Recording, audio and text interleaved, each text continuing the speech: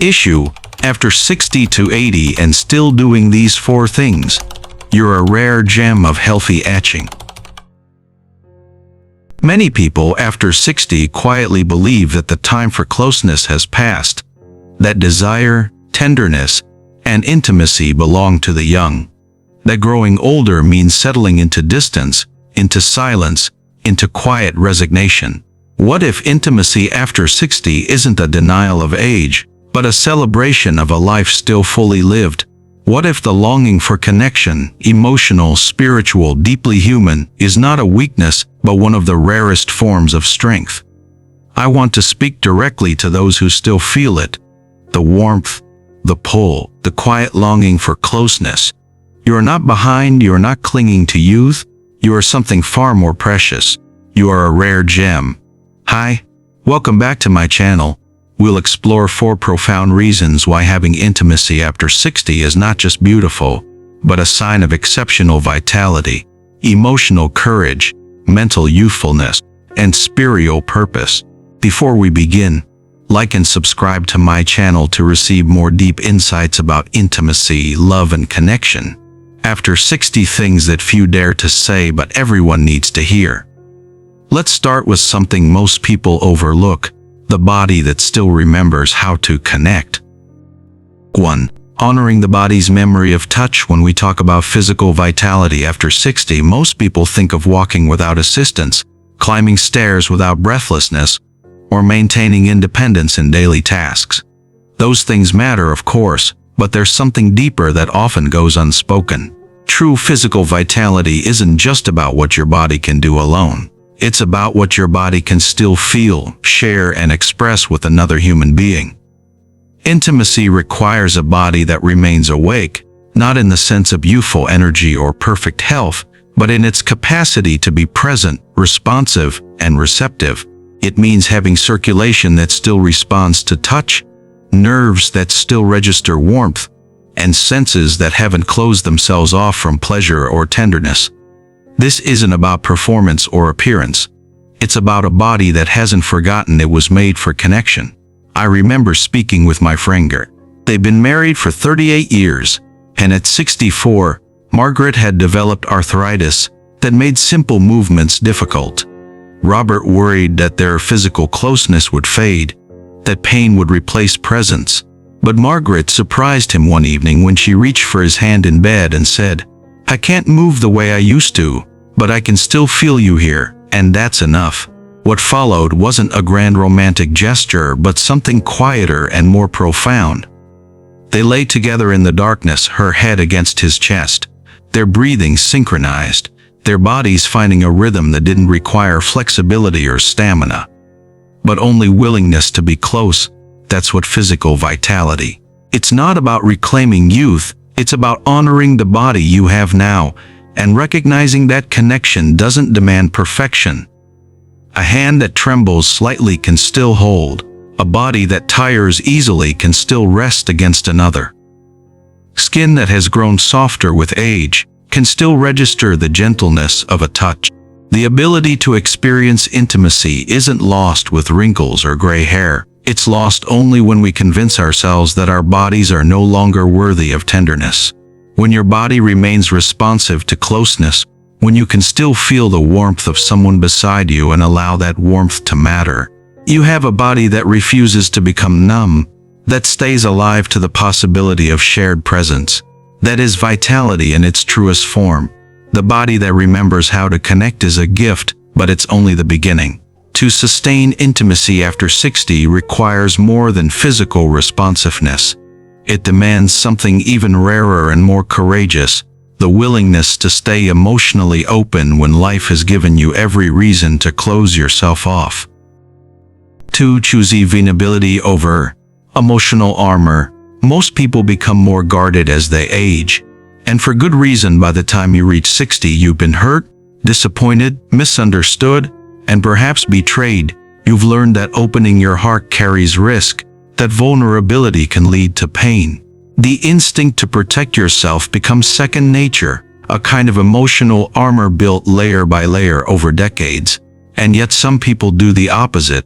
They choose to remain emotionally available, to continue offering their hearts even when they know those hearts have become more fragile with time. Maintaining intimacy after 60 requires you to let someone see you as you truly are. Not the person you once were, not the image you wish to project, but the human being you've become, complete with insecurities, limitations, and quiet fears about the years ahead.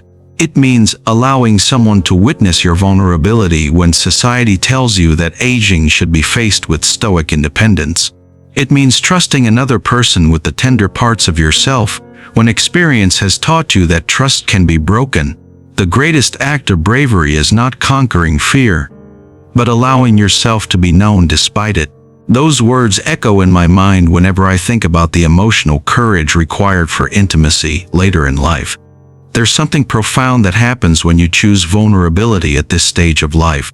Unlike the vulnerability of youth, which often comes from inexperience or idealism, the issue you know exactly what you're risking because you've already lost before.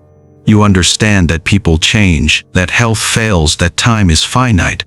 The issue, and yet you open yourself anyway, not because you're ignorant of the risks, but because you've decided that the alternative, emotional isolation, self-protection, the slow hardening of the heart, a worse fate than any pain connection might bring. It means choosing to say, "I need you" when pride tells you to be self-sufficient. It means admitting when you're afraid, when you're hurting, when you need comfort. It means receiving love as much as giving it, which for many people is the harder task. We spend so much of our lives learning to be strong, to be independent, to handle things on our own. Intimacy after 60 asks us to unlearn some of that. To remember that being human means needing others, that interdependence is not weakness but wisdom. Have you ever found the courage to stay emotionally open when it would have been easier to close yourself off? Share your story in the comments. Your experience might inspire someone else to take that brave step. Emotional courage keeps the heart alive, but it does something else as well. It keeps the mind engaged, curious, and oriented toward the future rather than lost in the past. 3. Seeking connection as a form of curiosity. To cease desiring is to cease living. The heart that stops reaching forward begins to die long before the body does. Those words carry a truth that many people miss. To desire after 60 isn't about lust or clinging to youth. It's about remaining mentally alive, about still finding reasons to look forward, rather than only backward. When people speak of mental decline with age, they often focus on memory or cognitive sharpness. But there's another kind of decline that's far more insidious. The slow withdrawal from anticipation, from curiosity, from wanting anything at all. Intimacy combats that withdrawal because it requires you to stay engaged. It asks you to remain curious about another person, to wonder what they're thinking, to notice the small changes in their mood or the new stories they bring home. It demands that you think about tomorrow, not with anxiety but with a quiet sense of anticipation. What will we share? What small moment of connection might unfold? This ongoing engagement keeps the mind active in ways that crossword puzzles and memory games cannot. I knew a couple. My brother Thomas and his wife Judith Hune had been together for 42 years. At 67, Thomas felt his life had grown too routine, too predictable. When he shared this with Judith, she simply said, "Then let's try something new together." They began a small ritual. Every Sunday they visited a place in their city they'd never seen before. A quiet neighborhood, a forgotten park, a modest museum, a walking hand in hand talking about what surprised them. Later, Thomas told me, "Those Sundays kept my mind young, not because of where we went, but because I saw the world through Judith's eyes again." That's what intimacy does for the mind. It prevents the slow closing off that comes when life becomes too solitary, too internal. When you maintain closeness with another person, you are constantly exposed to their perspective, their questions, their way of seeing the world. That exposure stretches your thinking, challenges your assumptions, and keeps you mentally flexible. The issue to desire connection, to still want to know and be known, is to remain mentally present. It's a refusal to let the mind retreat into comfortable isolation. It's a commitment to stay curious about life, about other people, and about the moments still waiting to be lived. You can share this video with friends or groups so we can spread this positive perspective on intimacy after 60 together. But mental engagement alone doesn't capture the full significance of intimacy at this stage of life. There's something even deeper, something that touches on the very meaning of our existence. 4. Anchoring the days in the purpose of love. There comes a point in life when the big ambitions begin to fade. The career goals, the material accumulation, the pursuit of status, all of it starts to feel less urgent, less central. For some people, this transition brings a kind of emptiness, a sense of drifting without direction. But for others, it reveals something profound, that the deepest purpose in life was never about achievement at all, but about connection, about love, about the ways we touch and are touched by other human beings.